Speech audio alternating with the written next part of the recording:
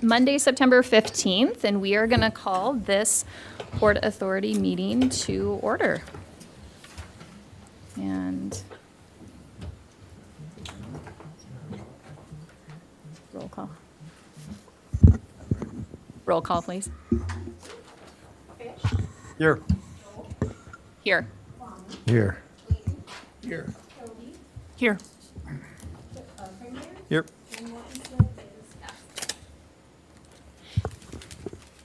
All right, we have a quorum. Sorry, I'm just trying to pull up my agenda.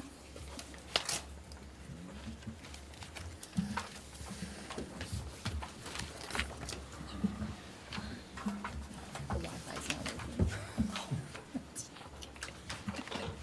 Thank you. All right, so first item on the agenda, second item, is going to be the approval of the minutes and the agenda. I first want to just quickly address the agenda. Thank you. The new business, we were going to discuss some DNR acquisition, SCR Solutions update. This is just going to be strictly an update, so we're going to keep this at the top of the list so that Mr. Sakin can make it to a flight that he has in Minneapolis today. And this, again, is just going to be an update. So back to approval of the minutes and the agenda. I'll offer that. Thank you, Laurel. Do we have a second? Second. Thank you, Al. Give it to Jim. All in favor, say aye. Aye. Opposed? All right, thank you. Now we are going to go on to new business, and this is where we're going to have this update regarding DNR acquisition and then SCR Solutions, and I'm going to pass this over to Clara. But first, the reason why we're going to discuss this is because a majority of us are not really aware of the timeline of this. This really has been in the works for a couple of years. Last year, there were a few of us that were on Port Authority, and really we just had voted for that right of first refusal.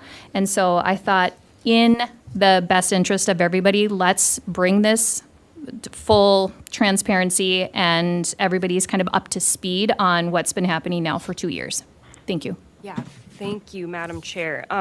Yes, she makes a great point that a lot of members may not be fully aware of the story that's unfolding here. And we do have some more recent updates that are relevant to future meetings, so we just want to make sure everybody's on the same page as we start moving forward. Mr. Sickink is owner of SCR Solutions. They are located on the curve of Tower Road there. You have probably seen his building and the expansion that took place in the last couple years. He is primed and ready for further expansion. He is on a property that is abutting what is owned by the Port Authority, but is under a conservation easement with the DNR. The history of that parcel is that it was state-owned. It was part of the state hospital complex. Specifically, it housed a trash site, essentially. So you might find some fun stuff as you're digging there, but the easement was in place in order to allow acquisition of properties on Progress Drive for that expansion to take place and those properties to be brought shovel-ready. So what the DNR has said is that they likely would not do the same kind of purchase anymore. The fact that it's right there in town, it's right behind in industries is slightly problematic. So we've been talking to the port for the last, I think it's probably closer to 3 years. DNR says it's a 2-year timeline. So we've been talking to them about the release of this easement on this property directly behind SCR Solutions to help enable further development of that SCR Solutions site. The property that we've narrowed down as kind of an exchange property is the port property. Oops. Let's get, come on, mouse. Here we go. Is this property up here? which is currently Port Authority owned, so there's no new acquisition taking place by the Port Authority. This is Port Authority owned already, has quite a bit of wetland area on it, is currently being farmed. That is the, I'm sorry, this mouse is like not functioning at all, so I can't really show you what I'm trying to do. Here we go. There we go. This property here, we are having some discussions about the boundary of this property and whether or not, with the solar lease in place with Otter Tail Power, if there's some possible acquisition of this wetland area that can take place, or even something a little further. That's something that we'll work out as we continue discussions. But essentially, the DNR has now updated us that they have gotten through their process with the higher ups and they are ready and willing to make this acquisition. So now comes the part of the process where there are going to be appraisals done, et cetera, because the DNR is going to be offering us market value for this property here. We, as the Port Authority, will be doing our own appraisal using a DNR-approved appraiser. There's a list of appraisers that we have to choose from. Using a DNR-approved appraiser, we will do our own appraisal of the property behind SCR Solutions, because there is also an acquisition that takes place between the DNR and the Port Authority for the, essentially like the gap between the market rate price of the property and what it was acquired for by the port. So we'll go through that process simultaneously as the DNR is doing their own appraisal process on the piece that they will be purchasing. But what all of this is leading to is, over the next 5 to 6 months, a release then of that easement on the property behind SCR Solutions. We are working toward Mr. Sicking here being able to being able to acquire that property in time for him to do work starting in the spring. So there, as the chair mentioned, there is an existing option to purchase already in place. So we would be hoping to act on that as soon as the DNR says that we can release that easement and we can work through that acquisition process. So that's kind of the update for you in a nutshell. I don't know if anybody has any questions about the properties, the process, anything, but the hope is that we can all be on the same page and ready to go once these acquisitions can start taking place, and we can enable some growth there. Sorry, I did have a question. Given that this was something that the DNR was interested in, I'm assuming it's because there's a wetland, at least on part of that. Is that why On the land behind SCR Solutions? Yeah, is that why it was in their area? Partly, but also part of it is that it was already state-owned. So Okay. that was, I think, to their advantage. So I guess the related question then is, if it's a wetland area, or if a part of it is that something where they're going to have some restriction with the sale that'll say, if you know, whatever you choose to do with this, you've got to do this certain thing with the wetland or not? I'm just wondering if there's going to be some details that will We- hang on this thing. We did talk about that today. So I did have a meeting with the DNR earlier today. We did talk a little bit about that wetland. This particular arm of the DNR does not have any.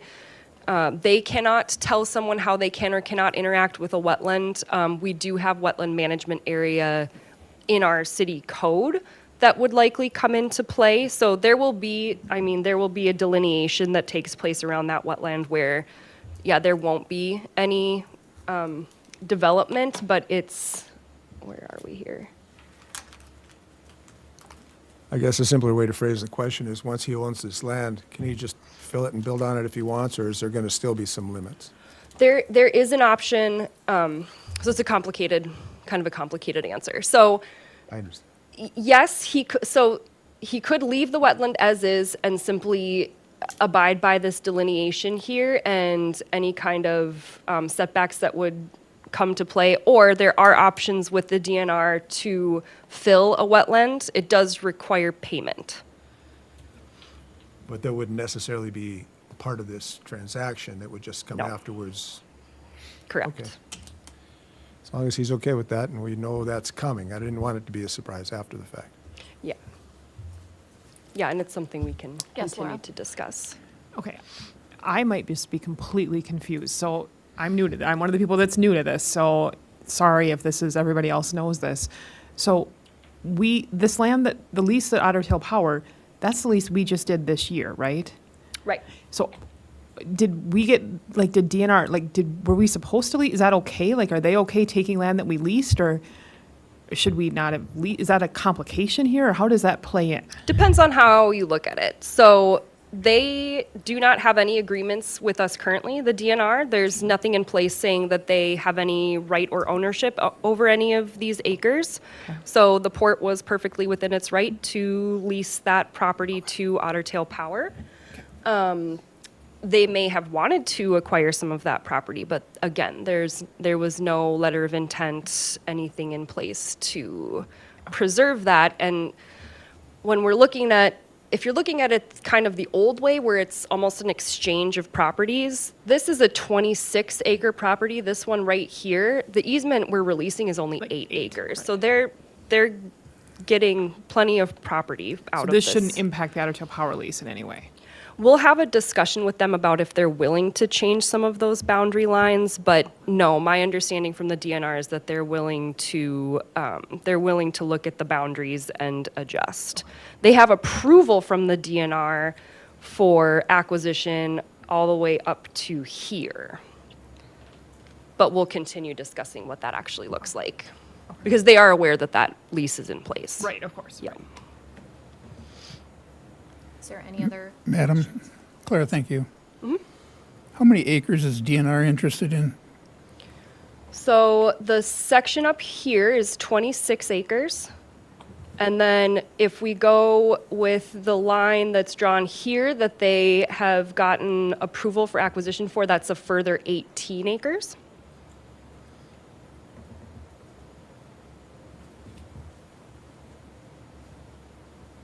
And we're swapping for 8 acres? Or, It's not a true swap, so they will be paying market price for the amount of acreage that they purchase from the Port Authority. yep.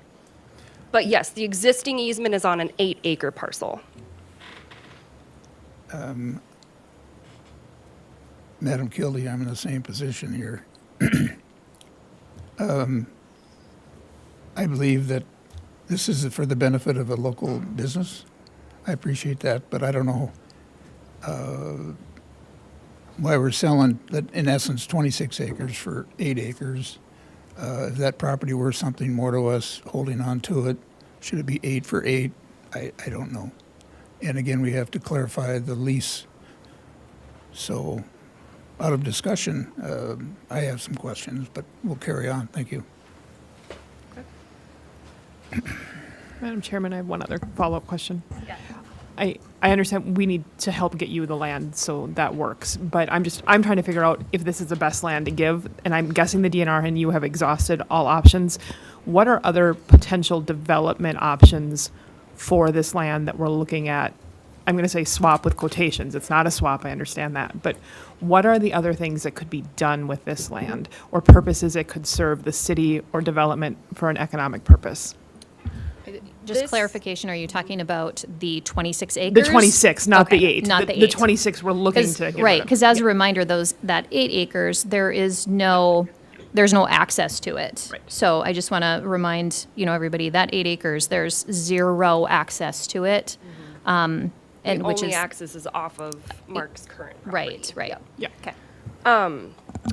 For possible development in the future of this 26 acres, it would be completely dependent on development here. There's no access to it really otherwise, except When you off say of here, I Deer- couldn't see where are you pointing, Yeah. sorry. Okay. Sorry, it's really slow to scroll here. So Deerfield Road would be the closest access point here. Otherwise, I know the farmer has been accessing it off of International Drive, which kind of dead ends leading up to the site that Otter Tail Power is leasing. So there are no utilities here. There's nothing it's just farmland at this point. So it would really depend on what kind of industry was going to try to come in here. We have, at least in my time with the Port Authority, we've never had interest in this parcel except from the DNR. And the reason that they're so specifically interested in this is because they have wetland management area here. So this is essentially adjacent to property that they're already managing, and so they like that this is so close. Madam, do you have a map of what we lease to Otter Tail? What overlap we have here? I don't have a map pulled up currently, but if you can imagine, their easement option area is essentially the darker portion that you see here that's being farmed. So this, oh, can you see my mouse? Yeah. Okay, so this is being used by the racetrack.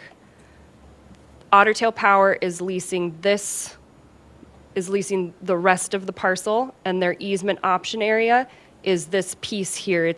That's being farmed currently.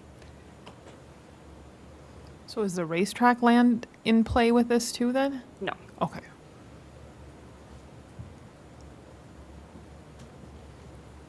Okay. Is there any additional questions? There's no action that we're taking. This was just an update on this process.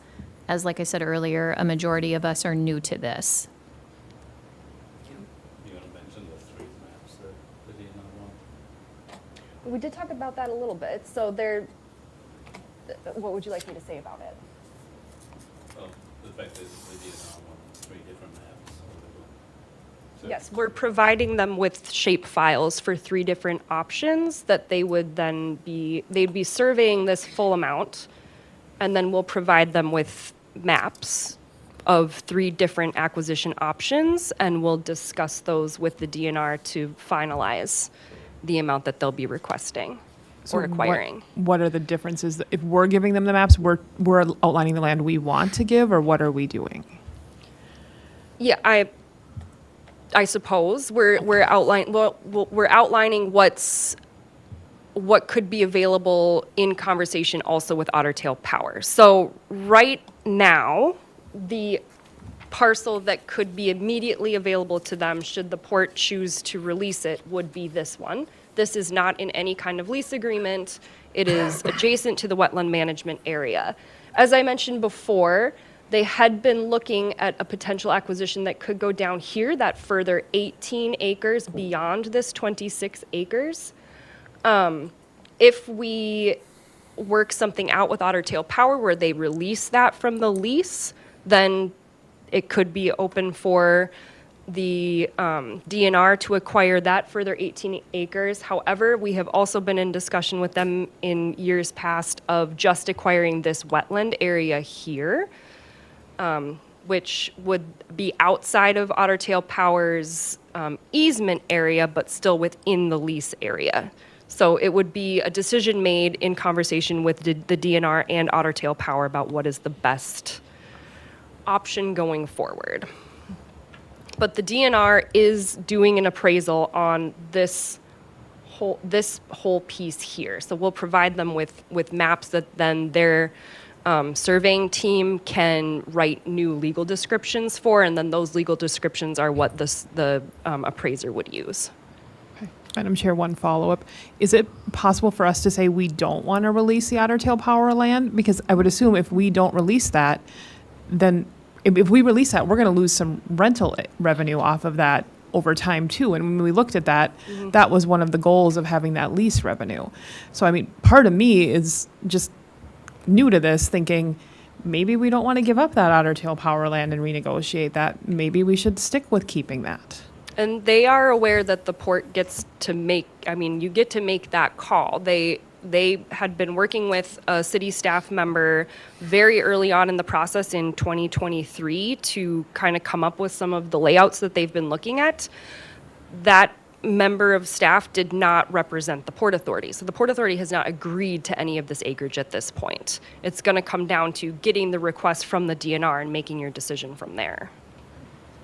We'll get the whole thing appraised so that we can have as many of these conversations as we possibly can have to ensure that we are getting the best use of the property.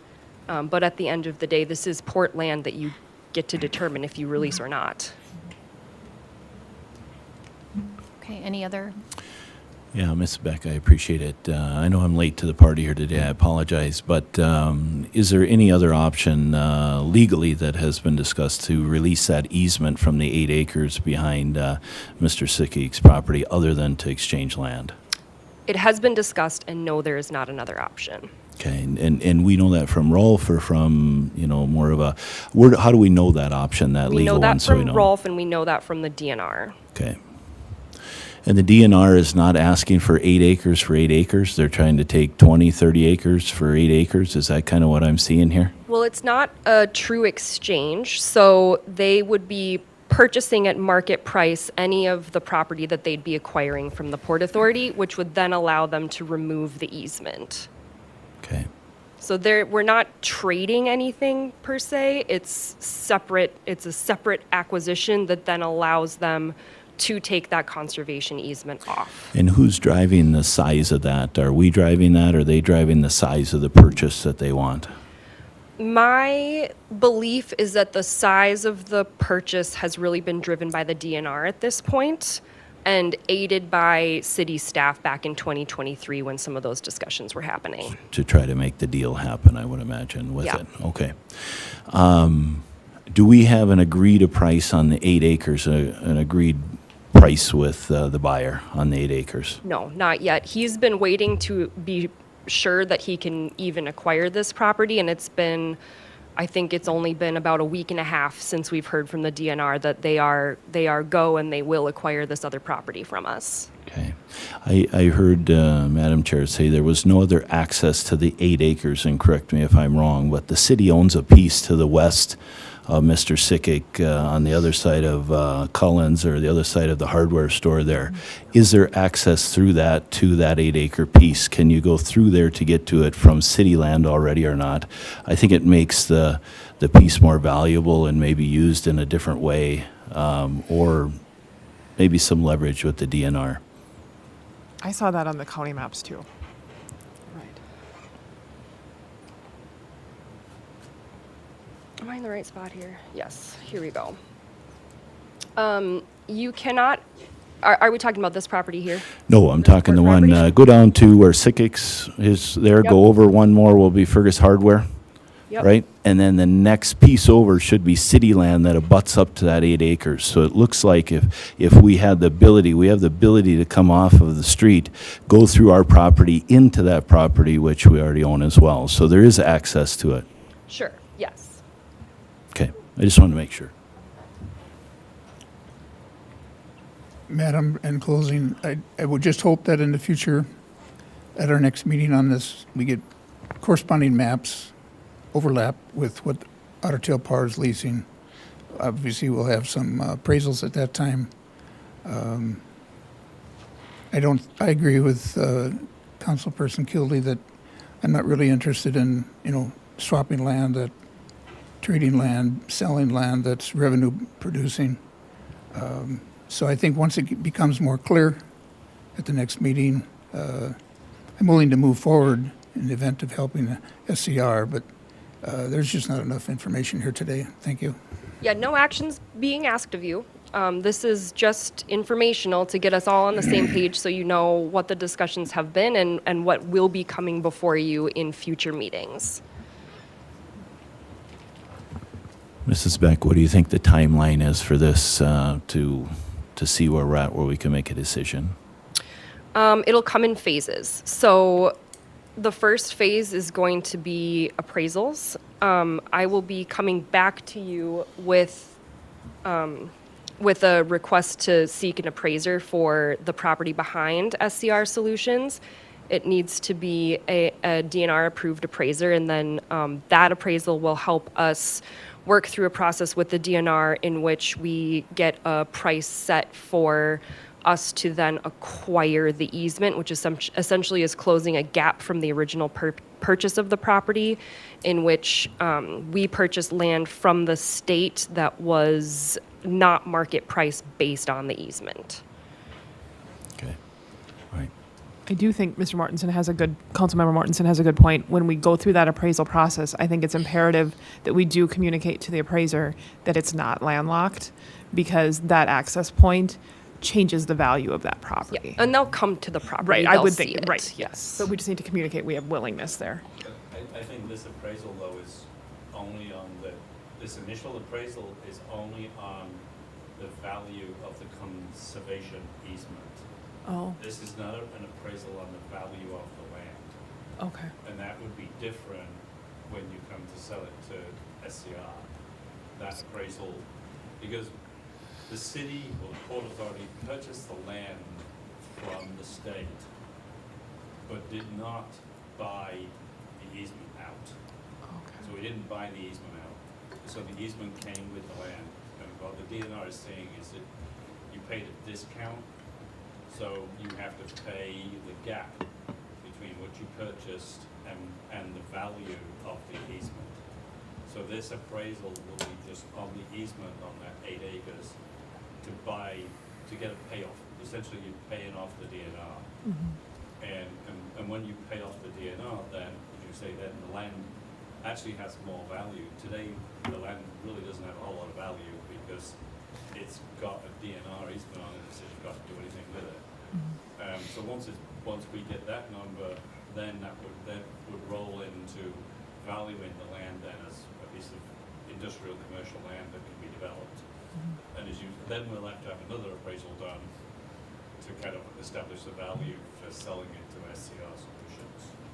Is the port going to be comfortable making a decision on the first appraisal with the DNR without knowing what the estimated value is? And would it be helpful to Mr. Sinking to get that secondary appraisal done now so you can business plan and things like that and you know what number you're working with too? Because I think the DNR said an appraisal in there that has a 1-year value, before you have to do it again. So I think, as you say, probably at the same time you're doing one appraisal, it probably would be cheaper to have both appraisals done at the same time as well. But it probably would be. And I think as well, that I think to avoid kind of confusion, because there's a lot of confusion about the boundaries, I think the maps of what the DNR asked for, these 3 maps, I think the Port Authority needs to see those 3 maps to kind of understand what land you're looking at potentially selling to the DNR. And as you say, with an overlay then of like where Ottail Power would fit in. Because they're basically, if you can go back up to the plan.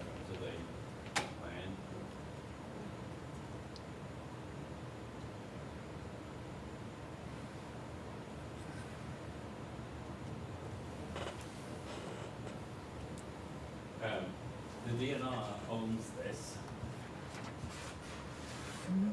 And what they're looking to do is grow this wildlife / kind of conservation area. So they one of the borders they had literally followed this line as a potential, and they're saying essentially if you cut it off there and there, and probably there to there, that might be a piece that they're interested in. So I think you kind of need to look, and then that would leave, this piece potentially kind of for Ottail Power. But I mean, obviously this is a wetland that you can't get rid of. So that piece doesn't have a whole lot of value. It does to the DNR, but it doesn't obviously to us. So I think you kind of need to see, I think as a Port Authority, you need to see where all these maps lay. And whether or not, because Ottail Power, I mean, I think they wanted 20 acres. Yes. So, I mean, they can probably make 20 acres work. It might just not be 8. I mean, even if they took this, they thought, this land was no value to Ottail Power to lease. It's just costing them money to put a lease on a wetland. So, it might actually end up being a good deal for Ottail Power, because they'd end up with full land that they can actually put solar panels on, rather than a wetland. And you'll continue to get more information about this as we have it, but we don't have any of the appraisal information. There's a different department that has to get all of that paperwork to us. So as we learn more, you will also continue to learn more. And as Clara said, they're not looking for a 1-for-1 or a 1-to-3 match. So, you know, they probably are not, I mean, yes, they would be interested in bare land because they'll plant it to something, but, you know, their main interest is obviously wetlands and preserving kind of that conservation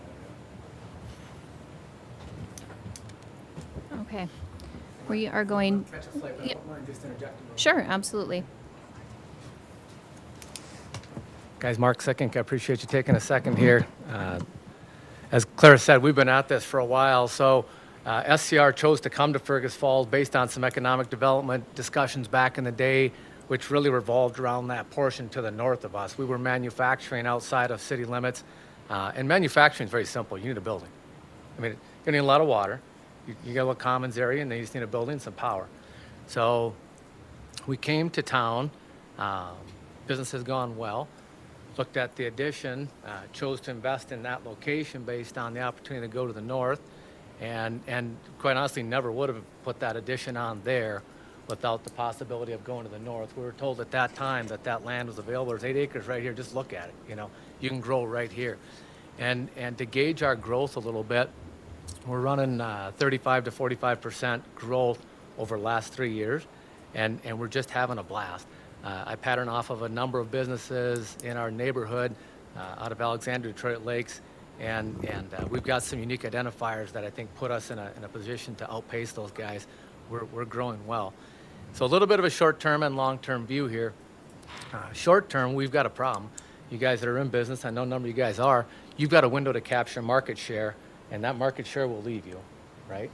I was in talks this week about renting space to help with that problem right now. That space can do one of two things. It can help us during the interim, and I hoped what I would learn tonight is that we might be able to push dirt this fall and do some site prep, which isn't an early start. That's simply site improvement. Then we start next spring. Also, I've been at Clara. I have a monthly reminder to call Clara or Anthony or half a dozen other folks every month and say, hey, what are you guys hearing? I've been at this for almost 3 years. So as you guys talk about losing revenue in an area, understand the long term hopefully is we'd like to see SCR put more buildings up, increase the tax base there. And I'd love to tell you sometimes about the type of jobs we're bringing to town. We've brought people to town from Wapaton, from Alexandria. We've had folks move to town and build phenomenal homes. We're bringing some really nice people to town, but we can't wait for the next year or two while we debate all of this. I don't know what that timeline is. This week I heard from Alexandria, Barnesville, and Detroit Lakes economic developers. We're going to grow somewhere, guys. We just are, and we can't not. It leaves you. We're going to go to a trade show here and tell the story that we're the first in the world. Mike, you and I had a phone conversation earlier. SCR is the first in the world to provide an offering to the food industry, and we've got a window to capture that market. And somebody else might be the second to the world, might be the better at it, right? They might outpace us. Anyhow, we've got some schedule concerns here. So we know how to rent in the interim. I need to decide pretty soon what our long-term plan is. So appreciate everybody's work on this. Like I said, we've been at it for a long time, but it's certainly coming to a head here. So again, thank you all very much. I appreciate you moving me up. Yep, I'll get thank going. you. Hey, Mark, Thanks, everybody. Yeah, Mike. when you talk about temporary expansion, what are you looking for? Is there such thing as a temporary location for manufacturing? There is. Yep. We've got the paperwork. We've got the agreement to be able to rent for 6 months or a year. Okay, good. You got a location. Yeah. When you have to move facilities, when we moved from the country into Fergus Falls, it was disruptive for about 6 months. Those are expensive and painful stretches, but we're getting prepared for that. One way or another, we're going to need some help here from some rental space. Okay, but you've got one located, bottom line. Yep. All right. Yep. I apologize for the inconvenience. Obviously, I this is appreciate beyond everyone's the council with the DNR. When you get the railroad involved, I'll see you here in 28. Yeah. Well, we've been at it for 3 years. You go back. I mean, yeah, I get it. Thank you all very much. Thank you. Appreciate it. Can you. we allow, if this is the intent of this group, can we allow dirt moving with this easement in place, or can we not allow anything? And we don't think we can get this done fast enough for him to be able to do that this fall. Okay. I'd enjoy a chance to talk with each one of you guys one-on-one on where rental space is available, what things mean. I appreciate that one-on-one time, so I'll try and reach out if you guys have time. Call me anytime, Mark. Have a safe flight. Okay, the next on the agenda is Ugsted Plumbing and Heating labor rate.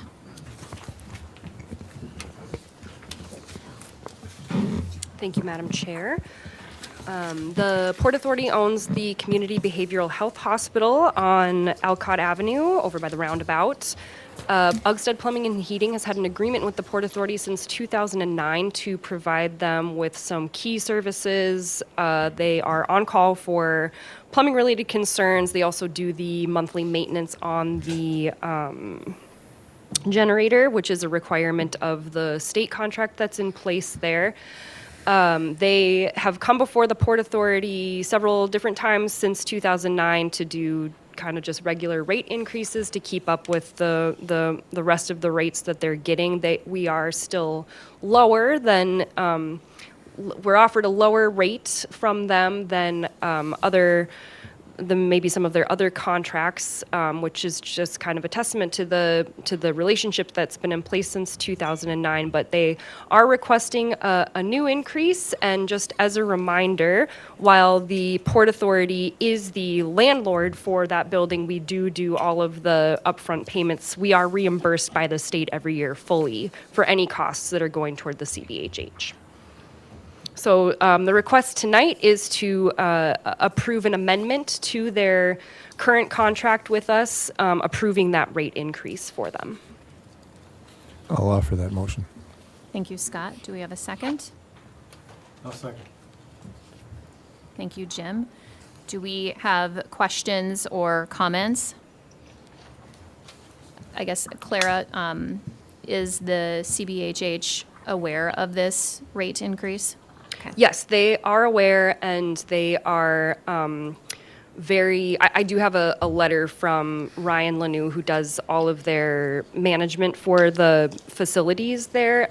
He feels very strongly that Ugsted is doing a great job, probably the best job of any contractor that they could have, simply because they can do the generator part of it. They've had nothing but a good experience. Any other questions? Okay. All in favor, say aye. Aye. Opposed? Okay, that carries. Thank you. And we are going to pass this off to Bill, and we are going to go over the port budget. Thank you. So in years past, when the Port Authority was a purely separate organization from the city, we went through it a lot more detail. I'm not going to go into that much detail tonight, just going to give a little overview. As this Port Authority budget is included in the budget that I presented last Wednesday morning for the city's budget. But in your packet, you did have an Excel spreadsheet that shows the line item budget for the port. We're looking at $326,157 for the port budget for both revenues and expenditures. The action tonight would be the port requesting the city to levy the tax of $72,700. That's in the levy that I presented last Wednesday morning. That is a levy increase of $5,700. It falls under the statute which is called the mandatory city levy. So the Port Authority, that's one of your powers. You have the power to, if you request the city to do this mandatory city levy, the city has to do that. So that's one of the powers of the port.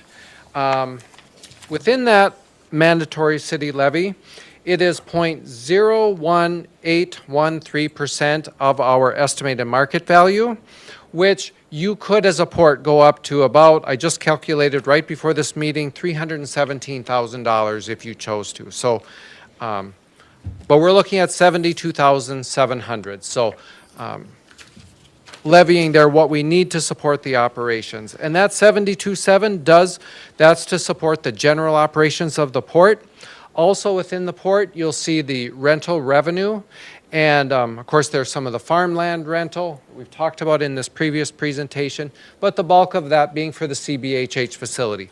Flows into the port and then back out in the expenses. And we also are holding fund balances for the state of Minnesota for the renewal and replacement of capital items at the CBHH. So that's kind of the breakdown. I'll stop there. If you have questions, I can try to answer them, but otherwise I would request that you approve that levy amount that we would send over to the city then of that 72.7. Again, if by December, as we work through the entire budget, you could also bring that down, but we're not going to go above that amount then after September. So kind of the same as the city there.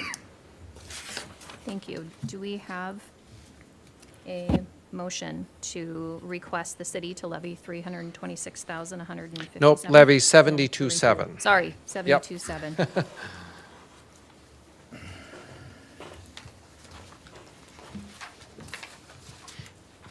I'll make that motion. Do we have a second? I'll second. Thank you, Jim. Discussion, Got a question? please. Yep. The proposed budget, just a question regarding the process, Bill. The numbers haven't changed significantly from last year to this year, so when you're reviewing the various categories, is it just within the city that those conversations happen as far as what those projections ought to be, or does the CBHH contribute to the conversation? I know Jill does work with the CBHH on that. I build in the full amount of the rent that they pay it on the revenue side, and then we put in what the estimated expenses we think are, and then the balance, to balance with that rent, I put into Miscellaneous. yeah, probably under the building and repairs and maintenance of 75,000. We likely aren't going to do that much, and often if they do go over, then we work with the state and do an amendment to the lease agreement to pull it out of the capital funds that we've accumulated. So I kind of plug that figure in because I want to balance the revenue with the expense so it's a zero impact here, so I don't show like a profit or a loss because all those funds relate to the state. But certainly we reconcile every year with the state, and then they know every expense that's going through that. They're very detailed with Jill on that one. And she does an excellent job accounting for that as well, so. Madam, quickly, Bill, what is the legal entity of the Port Authority? They are a governmental entity, so a subdivision of the state, much like a city, but it's about as good as I can say today, but they are a governmental subdivision. Not a nonprofit, not a corporation. They are a governmental entity, thus the ability to levy a tax. So it's not part of the city? Nope, it is a separate, okay, and then I'm going to say but. So they are a separate governmental entity, but because 7 of the 8 council members are on there, we account for them as a blended component unit. So you show up in our financial statements as a special revenue fund of the city because you're so tied to the city that governmental accounting standards require that we treat much like the library, any of our tax increment districts. That's why it shows up as a special revenue fund within the structure. But technically a separate entity. And it's a separate line on the tax statement now. That's maybe 3-4 years ago that changed. But a port authority must be created by a city, so you can't have a standalone port authority. Yep, and if we ever issue debt, various bonds, you have to have the city sign off on those as well as the port. The levies then take place on the city side for a port bond when that happens. We issued bonds for these projects across the river through the port, but the levy shows up on the city side in a city debt service levy. So very commingled, but technically a separate organization. So these funds, why does the city have to levy if this appears to me to be self-sufficient? Well, these funds are used to fund the first area of expenses. If you'll look under the account 46,500 economic development, it's to support that. So our staff, a portion of Clara's time, a portion of Jill's time falls under there, basically funding that and any of the other operating expenses. And we do not have a large cash balance in the port side operations of that. Maybe around 100,000 would be allocated towards the port. The rest of the cash in this fund is for the state of Minnesota, the CBHH facility. So the economic development part of the, if you will, this Port Authority, they have their own board, they set their own budget, or Nope, you are that. we are? You are setting that budget right now, and it's that economic development portion of it that is the operation. So we used to have external members of the public, and that's, and you know, like maybe the St. Paul Port Authority is a, you know, a completely separate board, and that's where, you know, that levying authority, and you tell the city under that statute, here's the levy we want you to levy for us on that behalf. Madam Chairman, can you speak a little bit to line 481, the property tax solid waste assessment of 10,000? What is that? Yep, so every governmental parcel that generates any waste has a solid waste assessment, but there is property tax here too on the farmland that's being rented to our farmer and to the racetrack. So those parcels we talked about, we actually pay the property tax. So we collect the rent up above in revenue and we pay that property tax. Maybe net out about 13,000 plus profit, I think, on net rental income. But good question. Any other discussion on this item? Okay, all in favor, say aye. Aye. Opposed? Aye. That carries. Thank you. All right, we are going to adjourn this evening's Port Authority meeting